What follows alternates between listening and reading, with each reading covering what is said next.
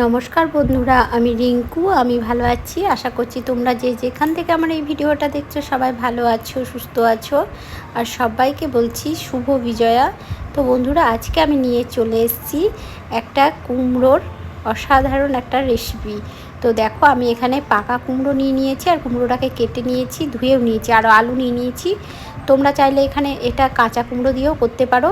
কাঁচা কুমড়ো নিলে তার চোকাটা ছাড়াবে না। আমি যেহেতু পাকা কুমড়ো নিয়েছি তাই আমি খোসাটা ছাড়িয়ে নিয়েছি। আর এই দেখো, ডুমো ডুমো করে আমি কুমড়ো আর আলু একদম কেটে ধুয়ে পরিষ্কার করে নিয়েছি। এখন আমি কড়াইয়ের মধ্যে দিয়ে দিচ্ছি সর্ষের তেল। এই 2 থেকে 3 চামচ মতো দিয়ে দিলাম। আর দিয়ে দিচ্ছি কিছুটা 5 ফোড়ন আর 2টো শুকনো লঙ্কা। শুকনো লঙ্কাটা কেটে দিয়েছি। অবশ্যই শুকনো লঙ্কাটা কেটে দেবে ফোড়নে। তো ভালো করে এখন আমি ফোড়নটাকে ভালো করে সুন্দর করে ভেজে নিচ্ছি।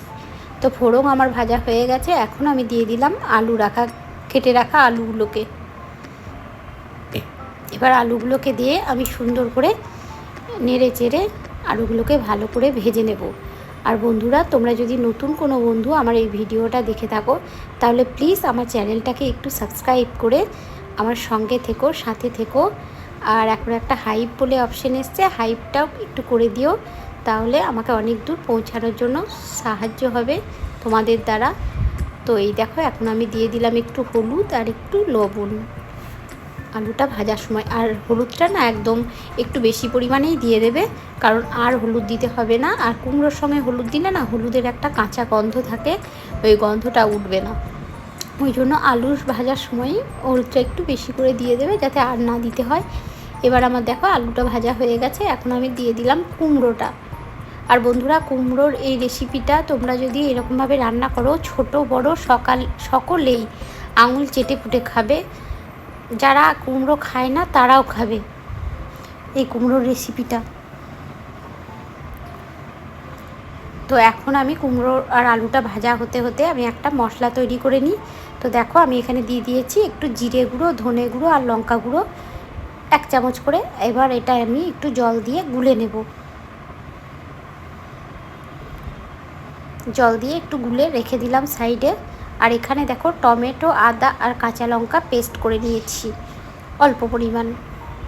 তো আমার দেখো কুমড়ো আলু কিন্তু ভাজা হয়ে গেছে। এখন আমি যে গুলে রাখলাম মশলাটা ওটা দিয়ে দিলাম। এবার দিয়ে দেবো আমি একটু টমেটো আর আদা বাটা আর কাঁচা লঙ্কা বাটা। আজকে এটা সম্পূর্ণ নিরামিষ রান্না বন্ধুরা, একদম সম্পূর্ণ নিরামিষ রান্না।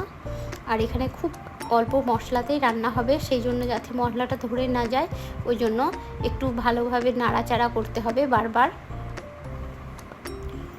খুব বেশি মশলা দিয়ে আজকে রান্নাটা করব না। আর আমি দিয়ে দিলাম একটু লবণ।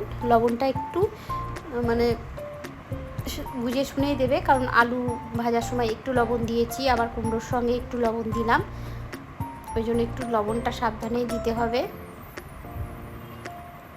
তো আমি একটু জল দিয়ে দিলাম, খুব বেশি না, অল্প, কারণ এই তরকারিটা একদম গা মাখা মাখা হবে, ওই জন্য অল্প একটু জল দিয়ে দিলাম। এবার আমি একটা ঢাকা চাপা দিয়ে দেবো। তারপর কিছুক্ষণ পর তোমাদের সামনে ফিরে আসছি। 2 থেকে 3 মিনিট পরে ফিরে এসেছি। দেখো, আমার জলটা মরে গেছে আর কুমড়ো আলু আমার মোটামুটি সিদ্ধ হয়ে গেছে। আর কালারটাও খুব সুন্দর এসছে।